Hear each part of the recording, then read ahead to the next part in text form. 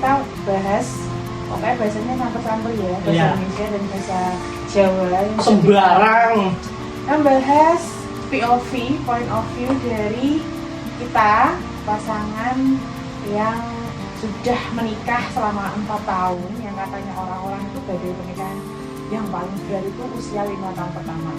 Kita menikah di usia 4 tahun, Oh my god! yang usia pernikahan 4 tahun dengan satu anak toddler umurnya 3 tahun. Satu anak garong. Ini suami aku ya, memang bentukannya seperti ini ya. Tanya nih, gimana rasanya 4 tahun bersama aku? 4 tahun bersama itu Dari sudut pandang suami, mungkin dirasakan juga sama suami-suami di luar sana. ya mungkin sedikit lebih berat ya, karena kan emang dari awal juga itu aku kan biasa nggak biasa ngopi, sering keluyuran. Oh iya, free. Dan untuk umur pernikahan kan waktu itu aku ya umur 25. Aku 27. Nah. Jadi dia berondong guys. 25. Mukanya tua ya. 25 tahun kan umur yang menurutku juga masih sangat muda kan. Iya. Nah isek enom kuwi kan ya isek jiwa mudanya masih membara. Oh. Isek sering seneng keluyuran sih niku. Jadi mungkin ya kebanyakan dramanya antara oleh metu poga. Maksudnya gini, kebanyakan dramanya karena dulu mudanya free ya guys ya, terus tiba-tiba nikah yang biasanya ngopi sampai pagi, nggak pulang, nggak tidur gitu, semenjak punya istri harus stay di rumah. Betul. Harus mau tidak mau ada Istri adalah pengekang para suami. ada orang yang nungguin di rumah. Selain itu apa lagi? Masa orang seneng-senengnya? Yo, nek mungkin untuk senang-senangnya ono ya, ada, mungkin ada, tetap ada. Sempat juga diberkahi rezeki yang luar biasa Oh iya. bersama istri. Tapi yo jenenge wong yo ono munggah medune lah ya. Ups and down ya. Jadinya yo gak terusan. Iya. Mungkin ya iku senenge pas wayah tuku popok gak mikir. Di Pampers gak mikir. Nah, gitu. Pampers gak mikir, susu gak mikir, listrik gak mikir, apa ya? Mangan yo gak mikir, wah. Yo intine Ketika finansialnya lagi lah, ketika iku sih mungkin nek menurutku sing wis nyenengno. Dadi ya, iya FYI ya guys, ini suamiku tuh nggak bisa berbicara secara manis gitu. Kamu adalah istriku, kamu adalah penyelamat hidupku, itu nggak bisa ya. Jadi emang cara nadanya memang seperti ini, nggak bisa ngomong-ngomong manis itu nggak bisa.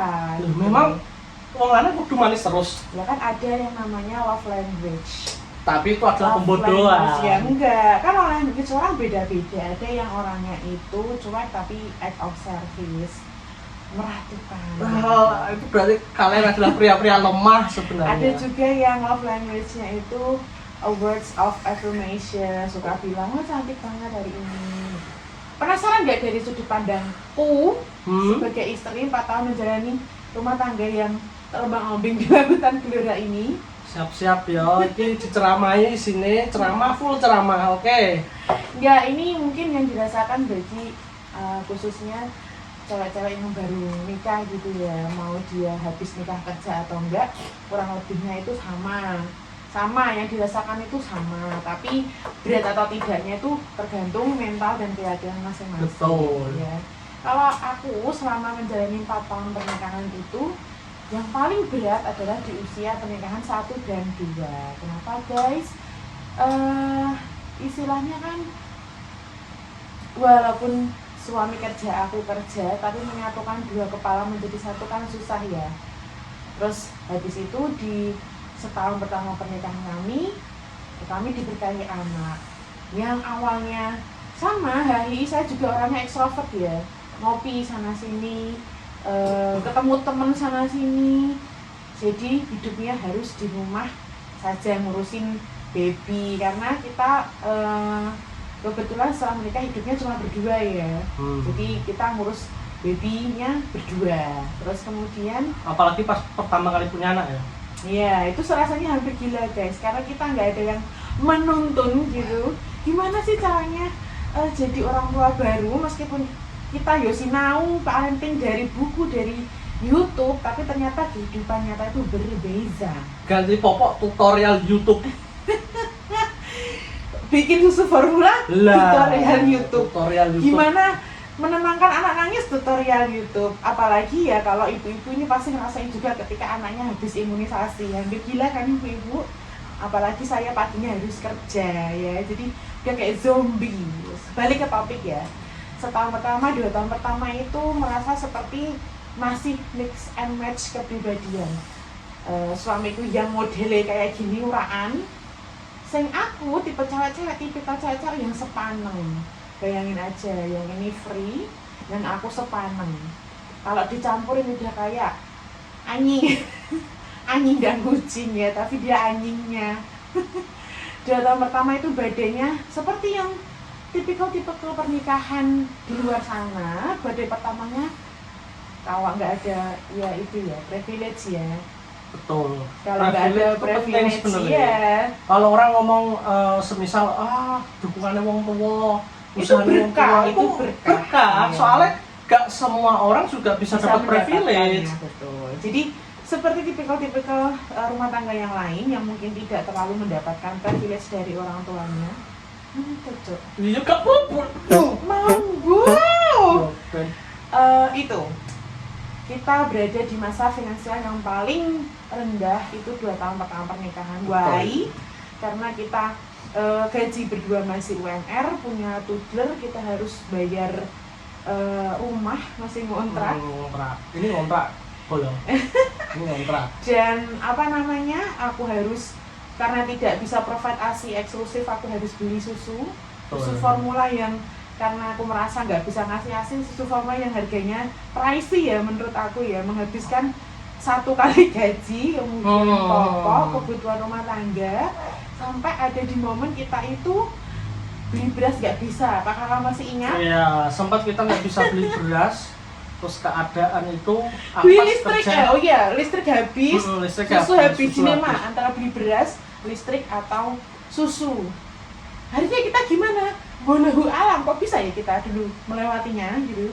Karena ada temen juga yang baik ke Mas Jadi, Andika iya. namanya. Beliau juga sempat kita kan juga sempat kumpul-kumpul. Aduh, nangis deh. Curhat-curhat. Lah terus aku juga ngomong ekonomi lagi bener-bener merosot. Waktu itu kan aku juga belum pinter-pinter banget nih cari uang. Masih pegawai UMR pada umumnya. UMR pada umumnya, Sebut saja sales. sebut aja sales. Dan aku honorer. Dan aku cuma Berat sekali, honorer. benar berat sekali. Terus ternyata Mas Andika punya turan beras, Simpanan beras. Terus kita dikasih beras. Kasih beras. Tapi kita prioritasnya tetap beli susu anak ya, walaupun ya kalau kita uang susu itu buat beli beras bisa dapat 10 kilo lebih. Tapi kita lebih milih anak kita bisa biar minum susu. Itu yang berat. Ujian ekonomi lah seperti tipikal orang lain ya, karena apa? Mix and match kepribadian. Habis itu dari yang kita punya gaji buat sendiri-sendiri makan, tiba-tiba harus masuk gitu untuk biaya anak dan kehidupan sehari-hari. Ujian terberatnya 2 tahun pertama sih. Kalau ngomong sekarang ujian finansialnya sudah terlewati, iya belum, tapi better, lebih baik daripada 2 tahun pertama pernikahan. Percaya nggak percaya sih, menurutku yo anak itu benar kata orang Jawa, rezeki. Ada rezeki dan porsinya masing-masing ya. Betul nggak, setuju nggak? Kalau mungkin aku masih single, nggak pernah kepikiran bisa ngasih bisa ngopeni anak dengan biaya seperti itu gitu loh. Nah dibandingin ketika single nggak punya pandangan tuh harus spend 5 juta sebulan misalnya dengan gaji UMR, kan nggak mungkin. Mungkin juga Pokoknya susu 700 gram itu hanya bisa buat 3-4 hari aja. Betul. Jadi di situ kalau 4 tahun pernikahan pertama semua orang bilang badai pernikahannya di 5 pertama itu betul sekali. Kita nggak bisa menghindari itu kalau terlebih lagi kita nggak punya privilege. Betul. Iya. Tapi semangat bukan artinya menikah itu menakutkan. Banyak senangnya punya anak, tiap pulang ada yang cium, ada yang digendong, ada yang bilang mama, itu kan suatu keberkahan gitu. Jadi kenapa kalau kita cari uang sampai segininya, ya alasannya balik lagi kemana? Anak. Susu. Anak tetap. Anak. Jadi 4 tahun pernikahan badai. Kalau aku punya prinsipnya gini ya guys ya. Badannya itu anak. enggak. Just gitu ya. Badainya itu tetap finansial, tapi Mm-mm. sesulit apapun ya finansial kamu, kalau pasangan kamu support dan orang gendaan ya, tidak Gak apa? gendaan Sing rodok banter. gendaan Nah. Nani? apa ya artinya di bahasa Indonesia kan, tukang selingkuh Tukang gitu ya. selingkuh. Nggak main judol, insya Allah tuh ada rezekinya, itu ada kalau memang itu carinya sungguh-sungguh loh ya. Kita itu mulai pernikahan kita itu bukan dari nol, dari minus. Iya. Minus pertama itu karena kita sebelum menikah kita sudah memutuskan untuk mengontrak terlebih dahulu. Ya, jadi kita prepare-nya after marriage ini kita mau ngapain. Dan berkah COVID ya guys ya, aku nggak ngomong COVID itu baik gitu ya, tapi berkah COVID kita bisa menikah. Karena apa? Intimate wedding itu jadi normal. Iya kan? Iya. Wedding itu jadi dilihat normal. Bahkan sekarang jadi tren. Bahkan sekarang jadi tren. Saya dulu mikirnya kayak misalnya, ini kan nggak nikah sekarang, kita nggak punya uang. Betul. Dari mana mengadakan pesta? Wong kita hidupnya di desa. Omongannya tetangga ini pedes banget. Betul Iya, sih. Kak? Nah, jadi waktu itu kita awal emang udah komitmen, terus habis itu kita ngontrak. Ngontrak Sudah ada isinya. kayak itu utang pun dia. Nggak utang cuy. Ini emang dari calon tabungan. Oke kan Oh nganggur.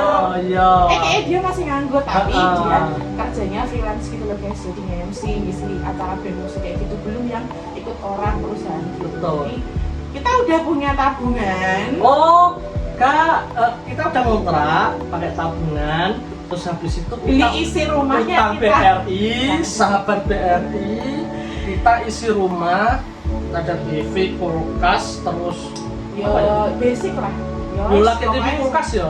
nggak punya Iya. kursi, nggak punya. Nggak punya kursi, nggak punya. Jadi ini sebenarnya masih plong, semua masih plong. Ini sebenarnya sampai sana masih plong. Terus kita jualan SLR.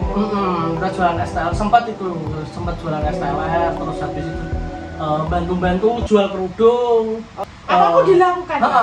Dulu itu yang Tapi minusnya nggak sering minus banget gitu, tidak. Cuma adalah utang ada. Cuma Ada. nggak yang minus sampai ratusan juta itu enggak. Sebenarnya kalau kita maksain untuk nikah normal ya kayak di kampung ini nikah ini ya minimal ada orjennya, ada dangdutnya. nah, Itu bisa kalau Ono dipaksain. telope. Iya.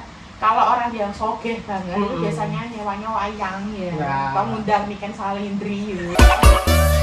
Mumet mikir cicilan. Tapi karena kita ini COVID ki normal ini saja kita memutuskan nikah, bisa sebenarnya kayak gitu. Meta paksakan itu bisa, tapi after marriage-nya kita nggak punya uang, aku nggak mau kayak gitu, nggak punya pegangan gitu istilahnya. Jadi kita sudah minus. ya nikahnya minus. kita itu di endorse banyak teman. Oh iya, dulu itu juga waktu nikah di endorse sama sound system bagi dulu itu. Dibantu, gratis nggak bayar. gratisin apa tenda sama Tenda meja kursi. aja lo nggak dekorasi lo. Tenda cuma tenda biar nggak panas nggak hujan, sama kursi yang kalau kamu 17 Agustus nggak ada sarungnya itu kursi yang ngalah ya. Kursi nek kalian Teiyeng. datang ke tempat orang mati. Oh iya, just like that. Iya, itu seperti itu. Itu susah sekali. Dulu juga waduh. Tapi aku kuat loh. Maksudnya kuat gitu karena selama dia, kenapa aku milih dia ya yang kere dulu gitu ya. Iya, ini Kita tinggal di kampung ya masih judgement yang dia itu nggak kuliah, aku tak lulusan kuliah gitu, dan aku udah kerja duluan. Lu ngomong kenapa aku mau sama dia gitu, membersamai dari nol itu enak ya, enggak minyak pahitnya, bukan buat coba-coba ya. Jadi karena aku yakin dia orangnya mau bertanggung jawab, maksudnya dengan latar belakangnya dia dan aku ini match gitu loh, cocok, kita punya visi misi yang sama. Terus misalnya 4 tahun pernikahan ini kita masih belum seperti apa yang orang-orang apa ya, kalau masih orang di kampung tuh guys, orang sukses itu dilihat dari dia punya rumah dan mobil. umum itu bukan kamu, umum ya, umum itu umum. even itu harus memaksakan, even gajinya harus minus. Ya, Standarisasinya seperti itu. Iya, umum ya. Biasa. Iya, cuma yang aku syukuri di sini 4 tahun pernikahan ini ada progresnya. Meskipun kita belum stabil banget, tapi ada progresnya dan aku yakin kita bakal sampai ke tujuan itu. As long as dia nggak kecantol cewek lain ataupun nggak main judol ya. Ya terus gitulah, pokoknya kehidupan itu berputar bagi pasangan-pasangan muda nih yang mau nikah. Terus tapi dia terbentur oleh keuangan, pengennya intimate, nggak apa-apa.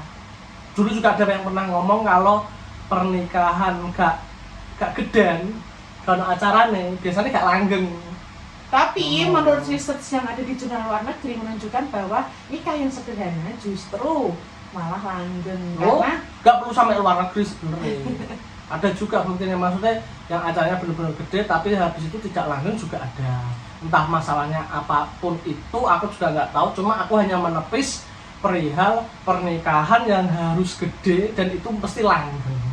ya. Karena kan ono itu kan dukun manen. Oh iya, kalau di Jawa Kalau ya. di Jawa itu ada ada hitungan Jawa. lah. Kita nggak pakai hitungan ya, nggak pakai hitungan sama kita sekali. Nggak pakai hitungan, dan FYI aku nikah nggak pakai emas 1 gram pun. Saya cuma dipinang dengan syahadat karena kebetulan dia Katolik ya, terus sama seperangkat alat sholat gitu. Kalau ngomong balik-balik ke masalah agama lagi ya, kita berdua masih sama-sama belajar, masih sama-sama mencari ya gitu. Jadi Belajar, masih belajar menjadi yang lebih baik. Lah iya toh, jadi 4 tahun ini kesimpulanmu piye? Apa nih? Edonya pesen lo buat yang mereka itu kan banyak tren di TikTok ya sama Instagram, marriage is scary karena banyaknya gagal dalam rumah tangga. Yang salah satunya itu faktor terbesar itu adalah perselingkuhan, kedua kasih finansial. iya betul sih. Banyak loh yang jadi orang-orang tuh takut menikah. Oh, apalagi kemarin juga ada di mana ya? Dora Update atau mana ya? Itu juga mengatakan bahwa di foto kardus ya Allah tadi itu. Jadi itu angka perceraian di Salah Blora. satu kabupaten Blora. Coba ngomong. Ayo. Entar bos. Bolongmu dhewe. Kita kan masih di rumah. Jadi kan angka perceraian juga sempat tinggi ya. Tinggi banget terutama saat Covid. Nah, itu karena aku nggak cuma finansial. di rumah sini, maksudnya di rumah sini maksudnya di daerahku aja. Iya, maksudnya ya di daerah sini.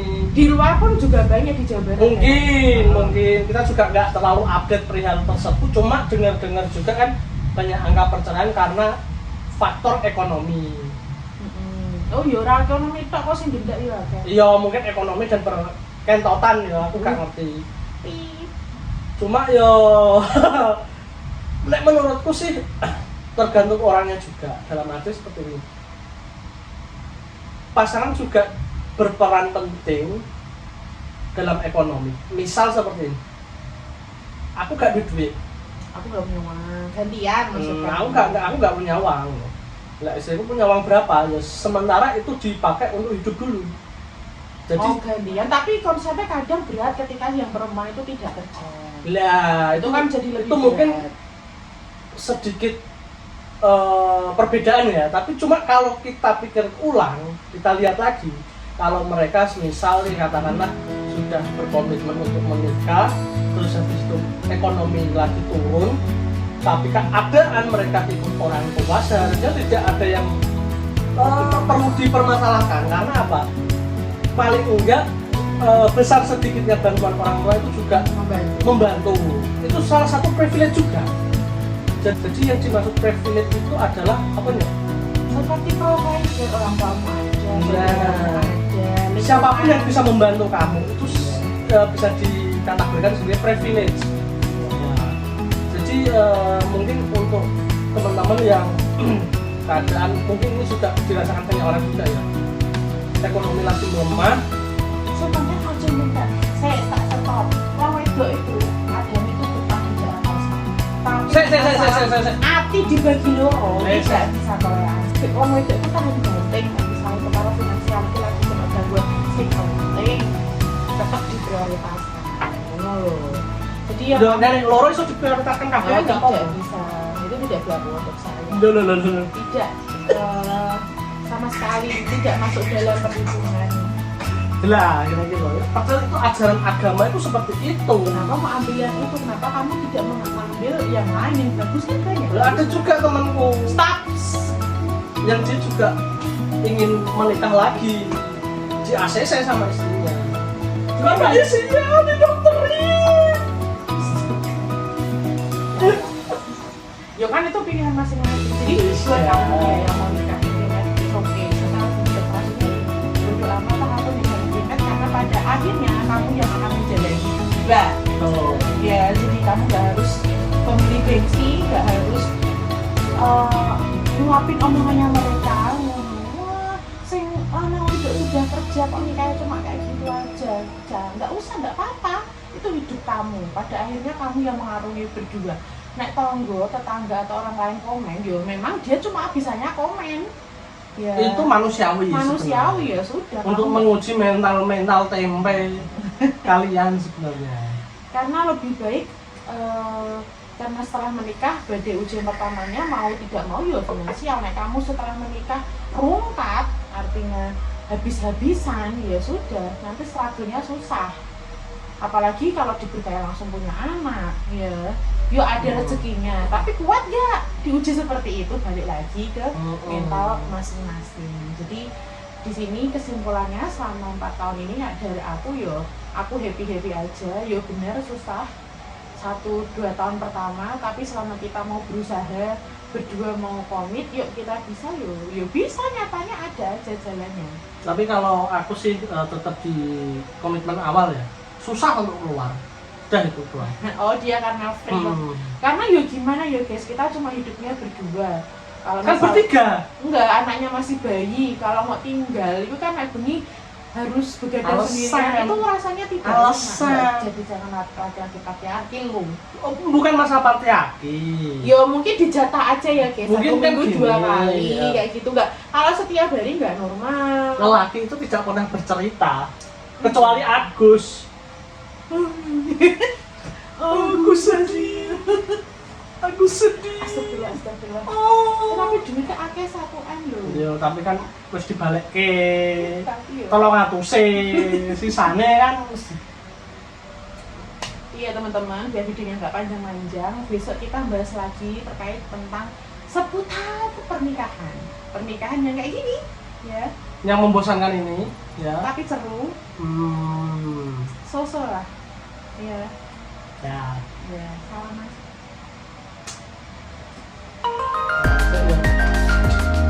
Oke, sampai jumpa lagi.